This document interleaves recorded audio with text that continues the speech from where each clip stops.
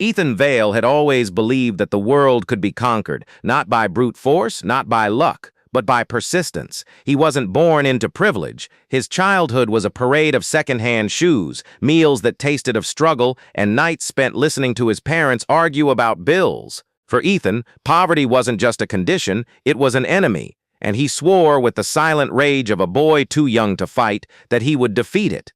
He began early. First jobs before dawn, education snatched like a weapon in the dark. He studied finance as if every formula was a lock and every number a key. By 25, he had cracked doors most men never saw. By 30, he owned those doors. Deals became his oxygen, risk his religion. He didn't just climb the ladder, he bought it, broke it, and built a tower instead. And at the heart of his empire was Amelia. She wasn't just a wife. She was the dream that came true when everything else still felt impossible. He met her in a world far simpler than the one they now lived in, a coffee shop with chipped mugs, where she laughed at his awkward jokes and looked at him as if success was already written in his bones.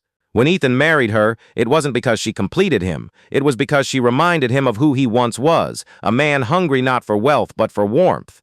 Years passed. The house grew larger, the cars faster, the bank accounts thicker. The world finally bowed to Ethan Vale, and yet something inside him stayed restless. He told himself it was ambition, that old beast that never sleeps. What he didn't see, what he couldn't afford to see, was how every deal, every meeting, every extra hour at the office carved pieces out of something far more fragile than his empire.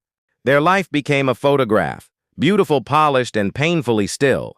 He thought the silence in their home was peace. He didn't notice it was the sound of love starving.